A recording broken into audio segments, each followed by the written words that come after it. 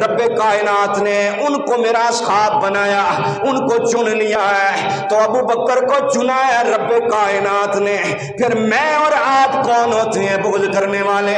علی کو چنا ہے رب کائنات نے نبی کے اصحاب میں سے، پھر میں اور آپ کون ہوتے ہیں مخالفت کرنے والے؟ حضرت امیر معاویہ کو چنا ہے رب کے پیارے نبی علیہ الصلوۃ والسلام نے، پھر میں اور کون ہوتے ہیں تفریق ڈالنے والے؟ حضرت طلحہ کو چنا ہے اللہ کے پیارے نبی علیہ الصلوۃ والسلام نے، میں اور آپ کون ہیں تفریق ڈالنے والے؟ حضرت عمار بن یاسر کو چنا ہے رب کے پیارے نبی علیہ الصلوۃ والسلام نے، پھر میں اور آپ کون ہوتے ہیں تفریق ڈالنے والے؟ پتہ یہ چلا آسمانوں پر سب سے جو فضیلت والے فرشتے تھے حضرت جبریل امین، وہ میرے نبی کا آسمانوں میں خلیفہ ٹھہرا، اور زمین پر امت میں جو سب سے افضل بشر تھا بعد الانبیاء، انبیاء کے بعد جو سب سے افضل بشر تھا رب کائنات کے پیارے نبی کا اسے وزیر بنایا گیا۔ اسے کیا کیا گیا؟ وزیر بنایا گیا۔ تو رسول اللہ صلی اللہ علیہ وآلہ وسلم نے ارشاد فرمایا کہ زمین کے اوپر میرا وزیر کون ہے؟ ابو بکر اور عمر، دو وزیر ہیں۔ کون کون؟ ابو بکر اور عمر۔ اب وقت نہیں ہے کہ میں مزید اس پہ بات کروں، چونکہ ساتھ تھوڑا سا آپ کا خون بھی تو گرمانا ہے۔ محبت سے پڑھیے مسلم ہے محمد سے وفا، صدیق اکبر کی مسلم ہے محمد سے وفا، صدیق اکبر کی مسلم ہے محمد سے وفا، صدیق نہیں بھولی ہے دنیا کو وفا، صدیق اکبر کی نہیں بھولی کو وفا، صدیق اکبر کی۔ اور ہم ان کی مدح گوئی داخلے سنت نہ کیوں سمجھے،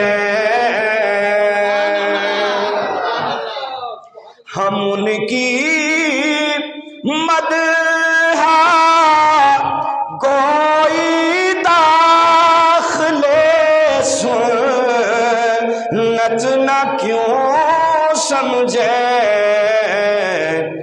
نبی تعریف کرتے تھے سدا صدیق اکبر کی، نبی تعریف کرتے تھے سدا، اور جو ان کا ہے رسول اللہ اس کے ہے خدا اس کا ہے۔ میں پہلے عرض کر چکا ہوں کہ جو صدیق اکبر کا نہیں وہ مصطفیٰ کا نہیں، اور جو مصطفیٰ کا نہیں وہ خدا کا نہیں۔ جو صدیق اکبر کا ہے وہ مصطفیٰ کا ہے، جو مصطفیٰ کا ہے وہی خدا کا ہے۔ جو ان کا ہے رسول اللہ اس کے ہے خدا اس کا،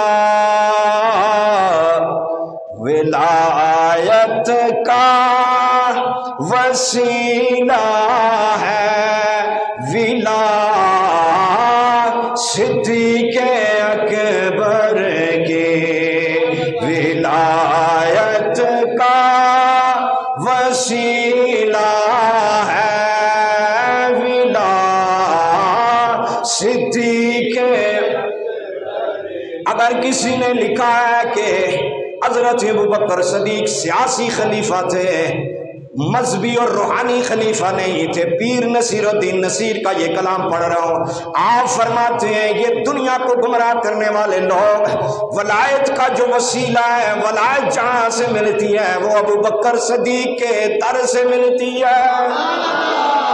ارے ولایت کا بھی مقام حضرت ابوبکر صدیق کا ہے، مصلی امامت ملا حضرت ابوبکر صدیق کو، آپ فرماتے ہیں ولایت کا وسیلہ ہے صدیق۔ اور کمی کیسی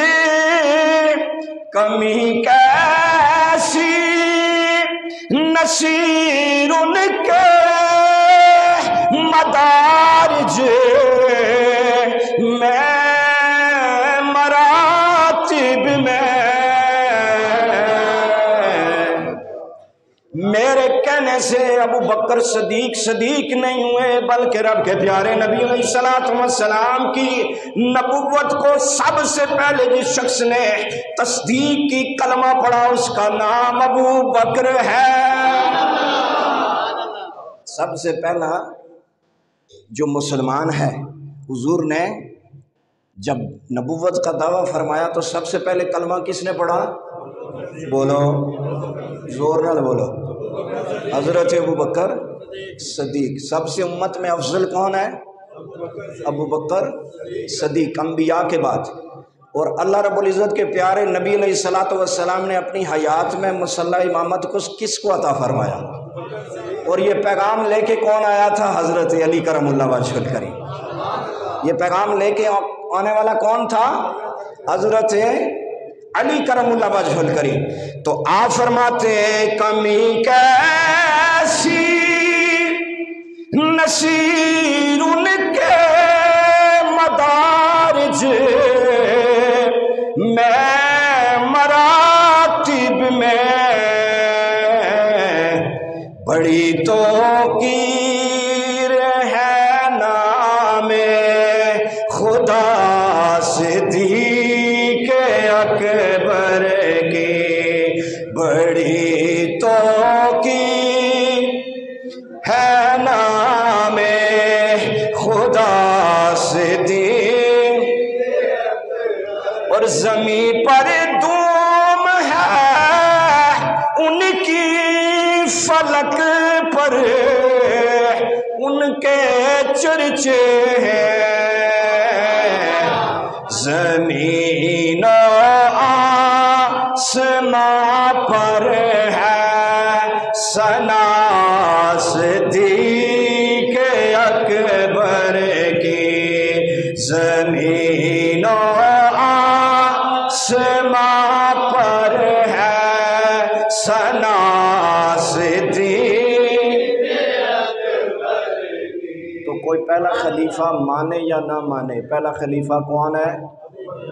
بولو پہلا خلیفہ کون ہے؟ امت میں سب سے افضل کون ہے؟ ابو بکر صدیق۔ اور سب سے پہلے کلمہ پڑھنے والا کون ہے؟